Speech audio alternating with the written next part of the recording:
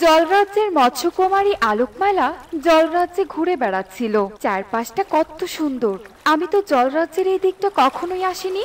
সত্যি আমাদের জলরাজ্য যে এত সুন্দর, যদি এসব না দেখতাম তবে তো আমি জানতেই পারতাম না। মৎস্যকুমারী আলোকমালা মনের আনন্দে পুরো জলরাজ্য ঘুরে ঘুরে যখন দেখছিল, এমন সময় হঠাৎ জলের স্রোত বেড়ে যায়।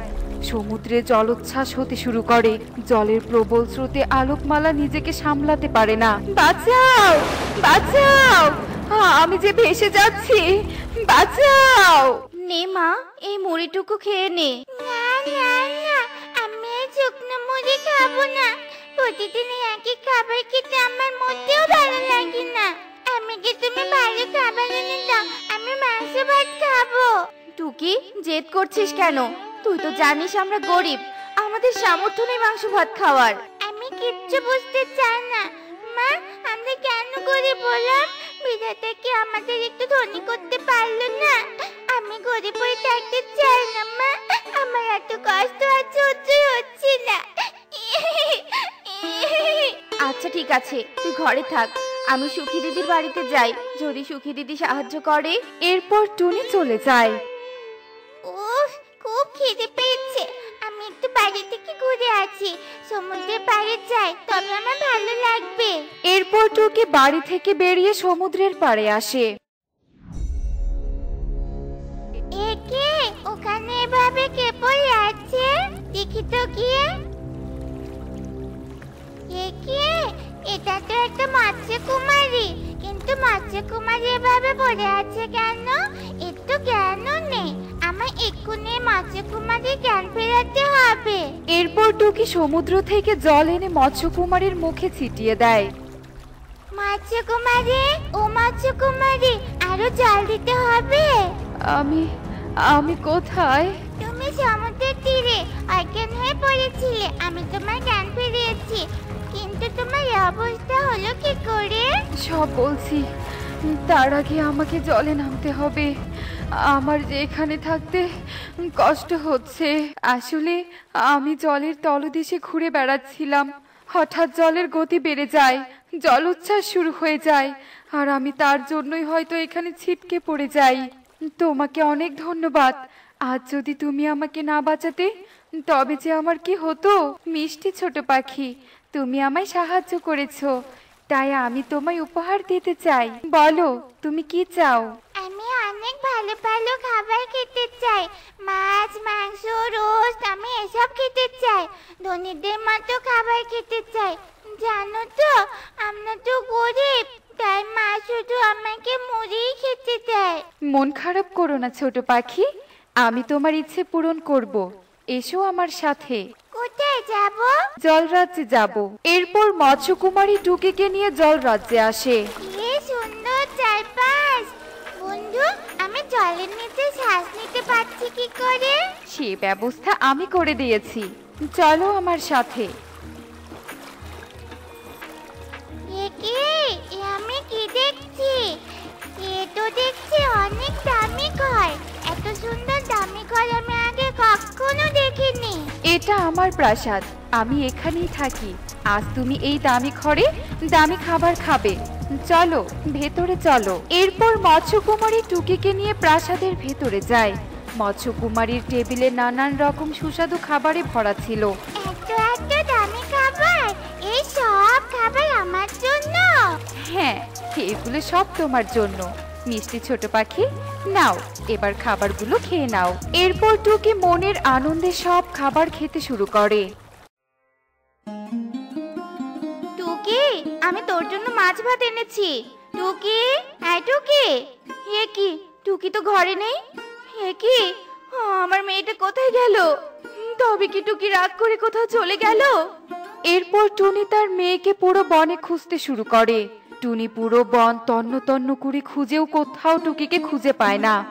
পাজল, আসতে বল করবি, নয়তো বল দিয়ে মেরে তোর মাথা ফাটিয়ে দিব, এই আমি বলে দিলাম।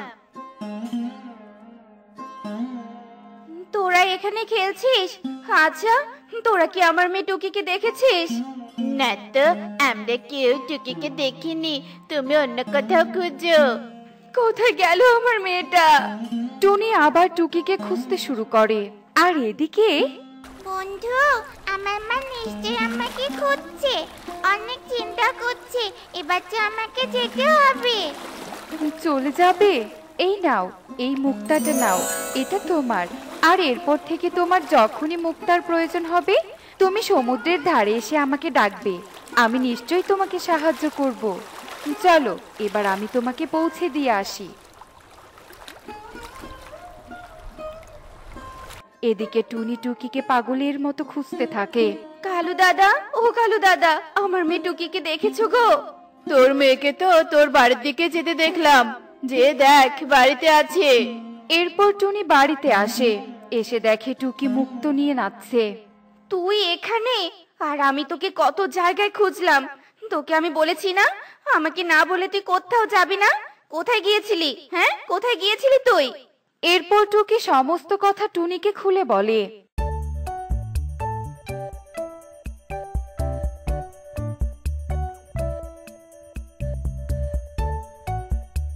আমাকে ক্ষমা করে দাও মা, আমি তোমাকে না বলে আর কোথাও যাব না। মা নাও, এবারে মুক্তটা বিক্রি করে আমাদের ভাঙা ঘরটা ঠিক করতে হবে। আর মা, কিছু ভালো খাবারও কিনতে হবে। আচ্ছা ঠিক আছে মা, তাই হবে।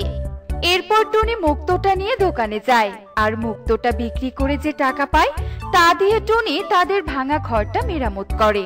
এভাবেই বেশ ভালোই যাচ্ছিল তাদের দিন।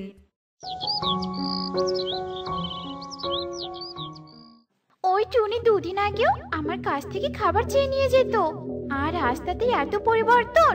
আমায় ওই টুনির দিকে নজর রাখতে হবে। বন্ধু মৎস্যকুমারী, বন্ধু মৎস্যকুমারী, কোথায় তুমি? ছোট্ট বন্ধু, তুমি? কি হয়েছে বন্ধু? বন্ধু, আমার মা অসুস্থ, কাজেও যেতে পারছে না, ঘরে টাকা পয়সাও নেই, তাই তোমার কাছে এসেছি বন্ধু। তুমি কি আমায় সাহায্য করবে? হ্যাঁ, অবশ্যই করব। এই নাও দুটো মুক্তো, এই মুক্তো দিয়ে তুমি তোমার সমস্যার সমাধান করো। টুকি মুক্তো নিয়ে চলে যায়, আর আড়াল থেকে সবকিছু সুখী দেখে ফেলে। ও, এই তবে ব্যাপার। যে করে হোক ওই মৎস্যকুমারীর কাছ থেকে আমাকে মুক্ত নিতেই হবে।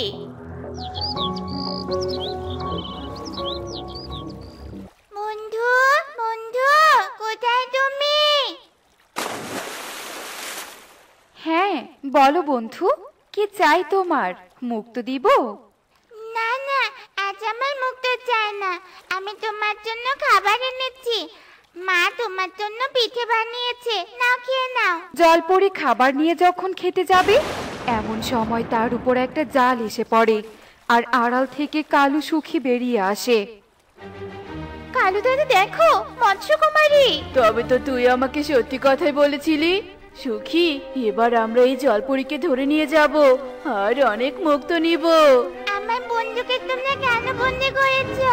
ছেড়ে দাও, আমার বন্ধুকে ছেড়ে দাও। বাঁচাও, বাঁচাও, ছাড়, আমাকে ছেড়ে দে, ছেড়ে দে আমাকে। তোকে তো ছাড়া যাবে না, তুই আমাদের প্রতিদিন মুক্ত দিবি। আমরা হব এ বনের সব থেকে ধনী পাখি। এ কি, মৎস্যকুমারী তো বিপদে পড়েছে। বদমাশ কালু আর সুখী মৎস্যকুমারীকে বন্দি করেছে। আমাকে মৎস্যকুমারীকে বাঁচাতেই হবে।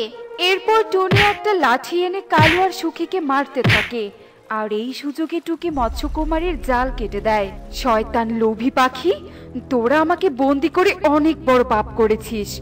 তোদের খুব মুক্ত নেয়ার শখ, তাই না? এবার তোদের আমি মুক্ত বানিয়ে দিব।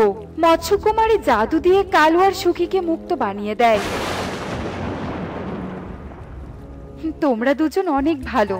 যদি তোমাদের আমার প্রয়োজন পড়ে তবে আমাকে এখানে এসে স্মরণ করলে আমি তোমাদের সাহায্য করব।